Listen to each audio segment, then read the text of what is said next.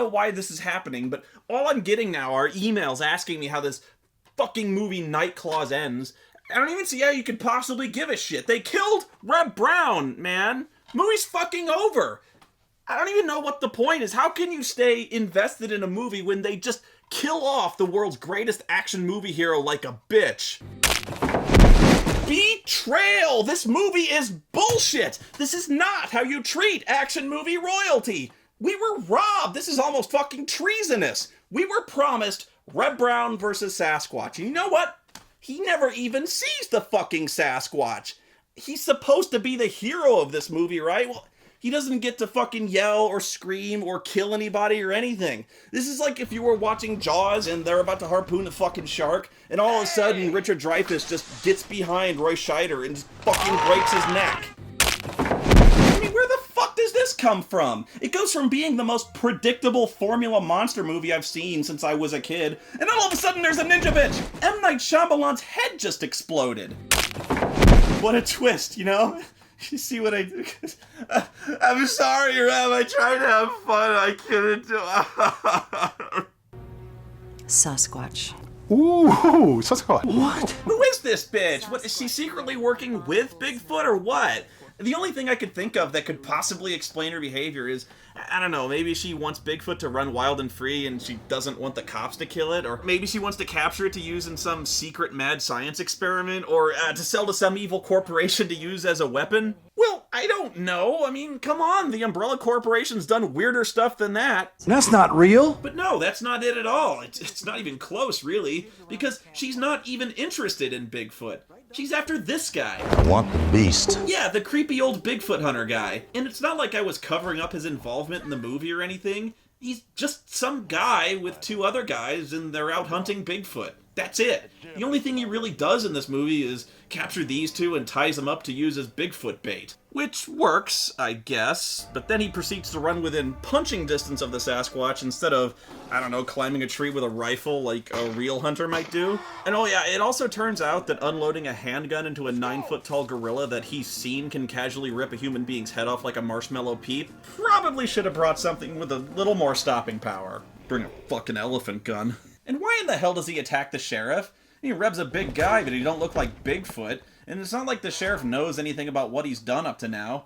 At this point, you'd think he'd plead for help instead of trying to stab the only guy around here who still has a gun. And if he has a knife, why didn't he just stab him right away with it instead of decking him? Apparently you have some training. Seriously, he's just a generic antagonist. Just a shallow, one-trait character like everyone else in this movie. But the big secret is that she's not after Bigfoot, she wants him. So much so that she's like some fucking assassin that leaves no witnesses because she stabs this dude in the fucking throat and snaps Reb's neck like Steven Seagal. I mean, Jesus, where did this come from? I thought she was an anthropologist. I kind of liked him.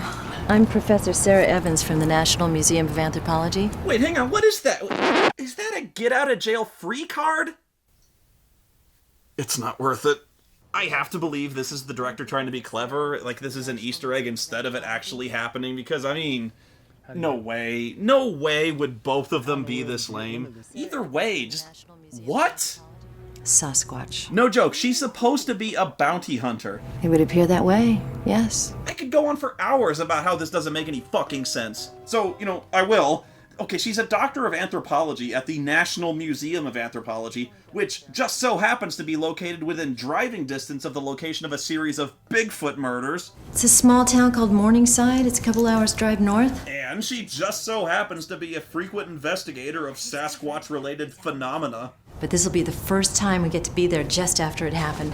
Cool. So if she and this guy have done this several times, it implies that she's been working at the museum for months, at minimum, most likely years, and you have to figure the National Museum of Anthropology wouldn't hire just anybody. Where might I find someone named Cooter? It's not like you can fake a doctorate in anthropology and still work for years in a museum without somebody catching on, so tack on about 5-6 years for the education and doctoral thesis.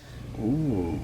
A professor with soft hands. I like that very much. So, I don't know, what, she planned this out for the better part of a decade like the fucking Batman? Well, maybe if he was on PCP. What is she, the Countess of Monte fucking Cristo? Well, she can't have planned it since the only reason she went down there was because the cops called her to investigate Bigfoot. But the cops never mentioned Bigfoot, did they? They all thought it was some psycho killer or wild animal.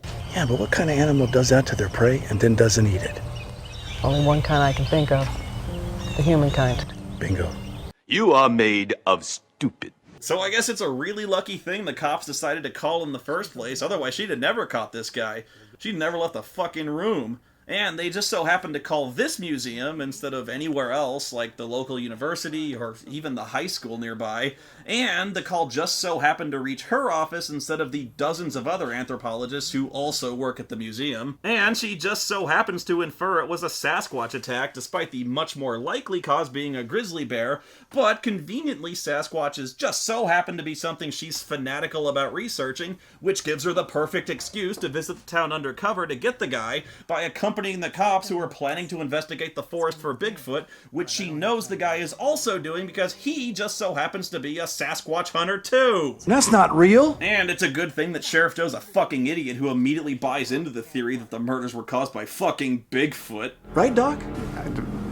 And she's lucky he doesn't even casually glance at her get out of jail business card. And she's lucky that Bigfoot just so happened to slaughter all the other cops, but not her, so there aren't any witnesses. But oh, she also has to kill her assistant, which raises the question of why she even bothered to bring the guy in the first place, when leaving him behind would have simplified things infinitely. Now she has to go back to the university and explain the reason she came back alone was that he got torn apart by a fucking Yeti. Which actually might have been a pretty funny scene, but she could have saved herself a lot of trouble just by saying this. Hey, I've gotta go for a few days to some bumfuck Pumpkinville podunk to investigate some bear's scrot hair or something. Could you help me out and stay here and grade these papers?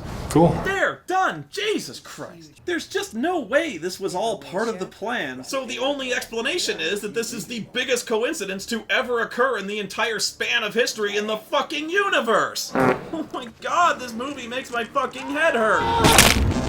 Ooh, nasty. Was it worth it, movie? Was it worth fucking Captain America right in the ass instead of just having some cool action scenes like a gunfight with the hunter guy or some badass final showdown with Sasquatch like the end of fucking Predator? You've got Reb Brown! How do you fuck this up? No, you had to have a twist ending. So, okay, I'll play with your little anticlimax.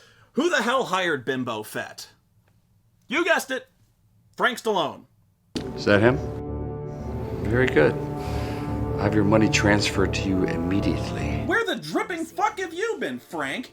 This guy just walks into the movie with like 5 minutes to go, completely out of nowhere. We have no idea who this character is, no idea where he comes from. We're still reeling from this whole bounty hunter thing punching us right in the sack. But here's Frank, finally. He plays the guy with the money who wants the other guy. I have a helicopter on the top of the hill to take you anywhere you want to go.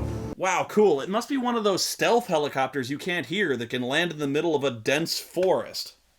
But why, Frank? Why did Reb Brown have to die, man? Why? I guess you're wondering who I am and what I want, yes? What's a paladin? You ran a special black ops operation in Nicaragua years ago, codenamed Red Viper. Remember a young captain on your team named Michael Danton? No, I don't recall. Well, you should. Because you killed him for disobeying an order to murder a mother and child. Did Frank Stallone just hijack this movie? That captain was my son. And I've been looking for you a long time.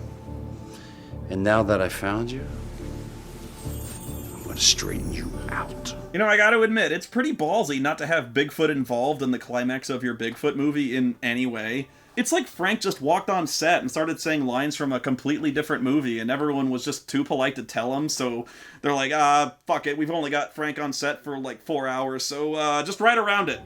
You fuck. And well, that's it. I don't fucking believe it. Seriously, Frank just shows up and the movie becomes Reservoir Dogs for like 2 minutes, and then he leaves, and what the fuck were we doing again? Oh, right, Bigfoot. Yeah, they kill her and she dies. Credits. This is the worst Reb Brown movie ever! What kind of movie just kills off Reb Brown like he was nothing, and then replaces him. What happened? Yeah, my timing may not be perfect, but I don't think he was being entirely fair.